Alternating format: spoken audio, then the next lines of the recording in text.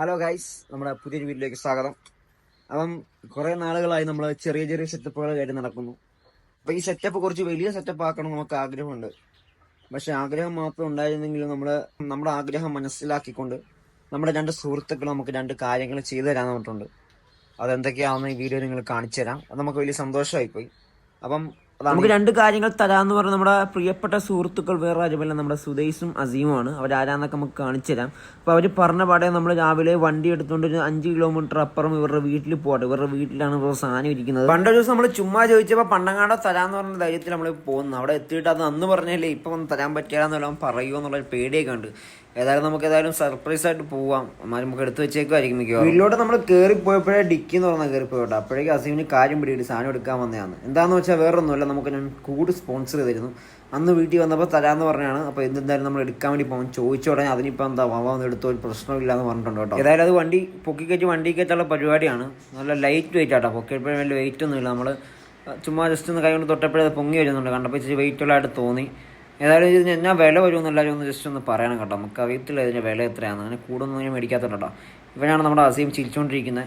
ഇവന് പണ്ടൊരു പെറ്റ്സ് പ്രേമിയായിരുന്നു. ഇപ്പോൾ വീടുകളിലൊന്നും വളർത്താത്തതുകൊണ്ട് നമുക്ക് തരാമെന്ന് പറഞ്ഞു. അങ്ങനെ 2 പേര് പൊക്കേണ്ട കൂട്ടിൽ നമ്മൾ 16 പേരും വിളിച്ചോണ്ട് വന്ന് വലിയ അരങ്ങൊന്നും കുറയ്ക്കാതെ നമ്മൾ പൊക്കിയെടുത്തുകൊണ്ട് പോവാണ്. നമ്മളിപ്പോൾ കാറിൽ കയറ്റാന്ന് പറഞ്ഞത്. പക്ഷേ ആ കൂട് കണ്ടപ്പോഴേ അവൻ പറഞ്ഞ കാറിൽ അത് കയറുകയില്ല. നമുക്ക് കൂടിൻ്റെ കാലിന് നീളം വെച്ചിട്ട് കൂടുതലാണ്. ഇപ്പോൾ ഓട്ടോയും കാത്ത് നിൽക്കുന്ന ആളുകളാണ് ഇപ്പോൾ കാണുന്നത്. ഓട്ടോ വന്നിരുന്നില്ല. വണ്ടി കയറാത്ത നമ്മളേതായാലും ഓട്ടോ വിളിച്ചിട്ടുണ്ട്. കുറേ ഓട്ടോക്കാർ വരാൻ പറ്റില്ല. കാക്ക വരാമെന്ന് പറഞ്ഞു. അങ്ങനെ വന്ന് കാക്കാതിൻ്റെ സഹായത്തോടെ നല്ല വണ്ടി കയറ്റി കെട്ടിക്കൊണ്ടിരിക്കുന്ന ദൃശ്യങ്ങൾ നിങ്ങൾ കണ്ടുപിടിക്കുന്നുണ്ടോ. അസീം യാത്ര വരാൻ നമ്മളെ കൂടെ നിൽക്കണം. അപ്പുറത്തേക്കാണ് അസീമിൻ്റെ വാപ്പ. 4 സൈഡിലും ക്യാമറ ആയിട്ട് ആൾക്കാരാട്ടോ. അതുകൊണ്ട് ഇവിടെ എപ്പോൾ ഓട്ടോ എത്തുമെന്നും പറഞ്ഞ് വെമ്മാർ 2 പേരും ഇവിടെ കാത്തിരിക്കുകയാണ്. അങ്ങനെ നീണ്ട നേരത്തെ കാത്തിരിപ്പിനൊടുവിൽ ഓട്ടോ വന്നിട്ടുണ്ട്. ഓട്ടോ വന്ന് നല്ല കൃത്യമായി നമ്മുടെ വീടിൻ്റെ പിറകോട്ട് ഇങ്ങനെ ഇറക്കിയൊക്കെ വെച്ച് തന്നു കേട്ടോ.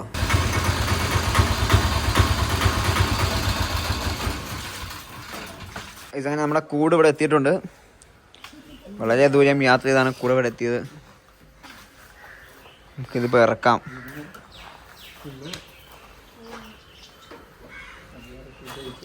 ഓട്ടോക്കാരെല്ലാം മുറ പറഞ്ഞ് നമുക്ക് കയറ്റാൻ പറ്റാതെ ഇരുന്നപ്പോഴും നമുക്ക് വേണ്ടി നമ്മുടെ ആഗ്രഹം കണ്ട് നമുക്ക് വേണ്ടി കൂട് ഓട്ടോറിക്ഷ മേടിക്കാൻ കാശ് കയറ്റാൻ കാണിച്ച മനസ്സിന് നമ്മൾ ആ കാക്കാക്ക് വലിയ ബിഗ് സല്യൂട്ട് എടുക്കണം കേട്ടോ.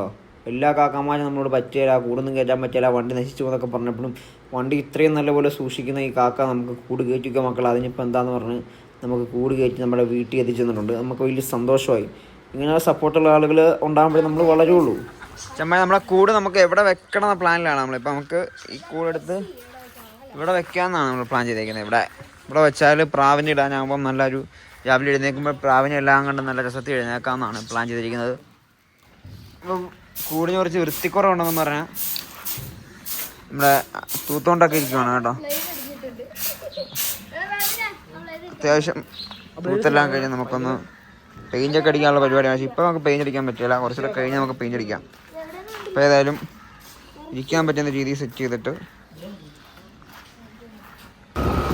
ഇനി നമ്മൾ അടുത്ത സംഭാവന സ്വീകരിക്കാൻ പോകുന്നത് നമ്മുടെ സുദേശിൻ്റെ വീട്ടിലാണ്. അതൊന്നും വേറെ ഒന്നുമല്ല, അവർ തന്നെ വളർത്തി വലുതാക്കി മുട്ടയിട്ട് ഉണ്ടായ കുഞ്ഞിനെ നമുക്ക് തരാമെന്ന് പോടാ. കഴിഞ്ഞ വർഷം പോയപ്പോൾ നമുക്ക് ചുമ്മാ ചോദിച്ചപ്പോൾ അത് തന്ന. അതായത് മുകളിൽ ഇരിക്കുന്ന 2 തള്ളയും അമ്മയും അച്ഛനും അടിയിരിക്കുന്ന 2 കുഞ്ഞുങ്ങളെയാണ് നമുക്ക് തരാൻ വേണ്ടി പോകുന്നത്. അവിടെ പോയപ്പോൾ സുദേശിൻ്റെ വീട്ടിൽ എല്ലാവരും ഉണ്ടായിരുന്നു. നമ്മൾ പോയപ്പോഴേ കൂട് വെക്കേണ്ടത് പോയതുകൊണ്ട് 2 കുഞ്ഞുപ്രാവിനെ എടുത്തു തന്നു. നമ്മൾ കഴിഞ്ഞ പ്രാവശ്യം ഒരു 2 മാസം മുമ്പ് വരുമ്പം ഇവർ 2 പേരും മുട്ടയായിരുന്നു കേട്ടോ. മുട്ടയായിരുന്നപ്പം സുദേശ് പറഞ്ഞാൽ ഈ 2 മുട്ടയിലുണ്ടാകുന്ന പിള്ളേരും തന്നേക്കാം, ഒരു വിഷയമില്ലാന്ന്.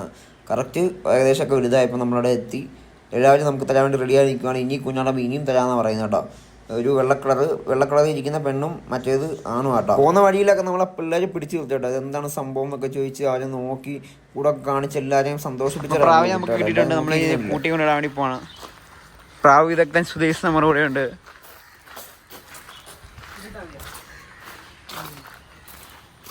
ഇവിടെ സേഫ് കുറവുണ്ടോ? ഇവിടെ ഉണ്ട്, ഒരു തുളയുണ്ട് ഇവിടെ അപ്പുറത്തിട്ടാണ്.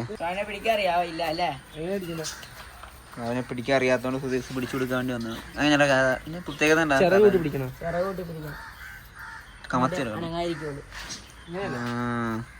തല സ്റ്റെബിലൈസ് അല്ലേ കാണിച്ചെന്ന്. കൊള്ളാം.